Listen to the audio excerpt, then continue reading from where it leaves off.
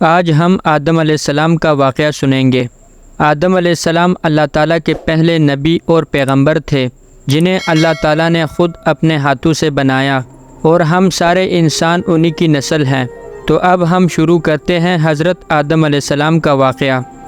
سورہ بقرہ میں اللہ تعالیٰ نے آدم علیہ السلام کا ذکر کیا ہے، اور جب تیرے رب نے فرشتوں سے کہا کہ میں زمین میں خلیفہ بنانے والا ہوں، اس پر فرشتوں نے اللہ تعالیٰ سے کہا، تو فرشتوں نے کہا کہ ایسے شخص کو کیوں پیدا کرتا ہے جو زمین میں فساد کرے اور خون بہائے؟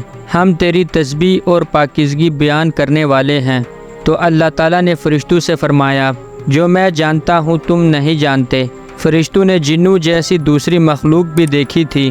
حضرت آدم علیہ السلام کی پیدائش سے پہلے جنات کئی ہزار سال حکومت کرتے رہے، جو زیادہ عقل نہیں رکھتے تھے اور فساد اور خون ریزی کرتے تھے۔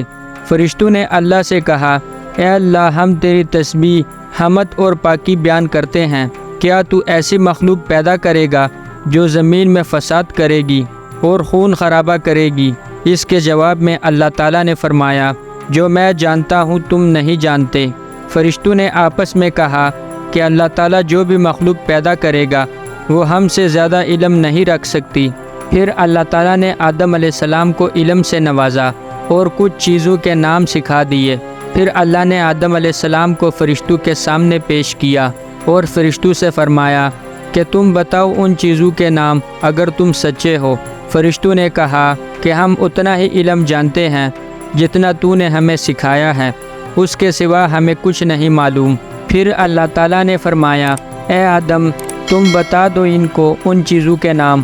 پھر جب آدم علیہ السلام نے ان کو ان چیزوں کے نام بتا دیے تو اللہ تعالیٰ نے فرشتوں سے فرمایا کہ میں نے نہ کہا تھا کہ میں آسمانوں اور زمین کی پوشیدہ چیزوں کو جانتا ہوں۔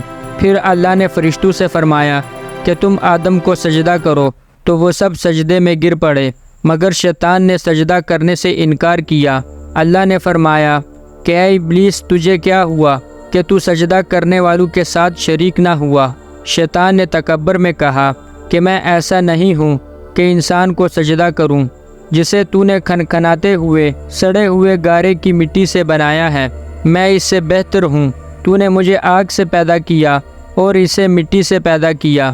اللہ تعالیٰ نے شیطان سے فرمایا، یہاں سے نکل جا، تو مردود ہے اور تجھ پر قیامت کے دن تک لعنت برسے گی۔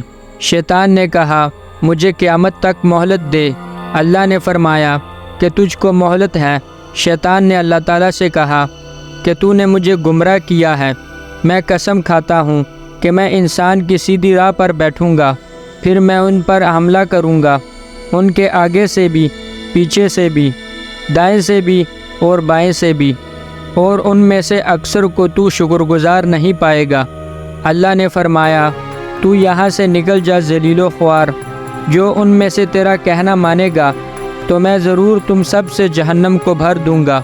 بے شک میرے خاص بندوں پر تیرا ذرا قابو نہیں چلے گا۔ حضرت ابن عباس سے روایت ہے کہ شیطان کو جنت سے نکالنے کے بعد حضرت آدم علیہ السلام کا علم ظاہر کر کے پھر ان پر اونگ ڈال دی گئی۔ پھر ان کی بائیں پسلی سے حضرت حوا علیہ السلام کو پیدا کیا گیا۔ فرشتوں نے آدم علیہ السلام کی پسلی کو چیر کر حضرت حوا علیہ السلام کو نکالا، پھر پسلی کو سی دیا گیا، اور آدم علیہ السلام کو خبر بھی نہ ہوئی۔ جب حضرت آدم علیہ السلام نے آنکھ کھول لی تو اپنے خون اور گوشت کی وجہ سے انس اور محبت پیدا ہو گئی۔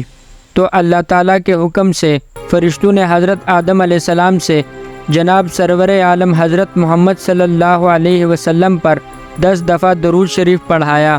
پھر اللہ نے حضرت حوا علیہ السلام کو آدم علیہ السلام کے نکاح میں دے دیا۔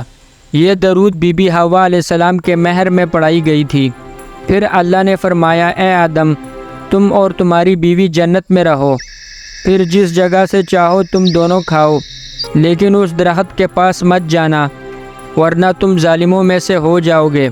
پھر شیطان نے ان دونوں کے دل میں وسوسہ ڈالا اور کہنے لگا، تمہارے رب نے تم دونوں کو اس درخت سے اس لیے منع کیا ہے کہ تم کہیں فرشتے نہ بن جاؤ یا کہیں ہمیشہ زندہ رہنے والوں میں سے نہ ہو جاؤ۔ اور شیطان نے قسمیں تک کھا لی کہ وہ ان کا خیر خواہ ہے۔ پس مردود نے دھوکہ دے کر ان کو درخت کی طرف کھینچ لیا۔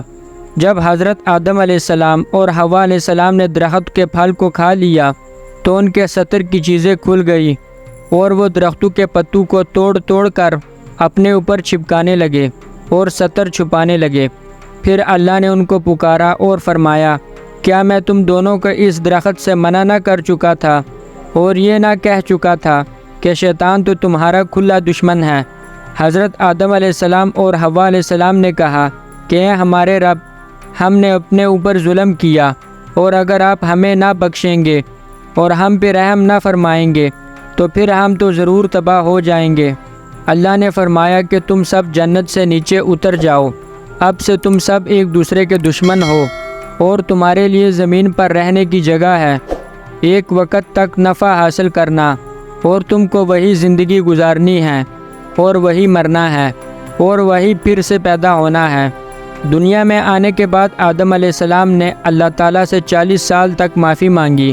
پھر اللہ نے آدم علیہ السلام پہ رحم کھا کے انہیں معاف کر دیا اور فرمایا کہ تم اور تمہاری اولاد دنیا میں رہو، اور یہ بات یاد رکھو کہ جب میری طرف سے کوئی نبی ہدایت لے کر تمہارے پاس آئے تو تم اس کا کہنا ماننا، اور جو لوگ نبیوں کی بات کو نہیں مانیں گے اور ہماری آیتوں کو جھٹلائیں گے وہ دوزخ میں جائیں گے اور ہمیشہ اسی میں رہیں گے۔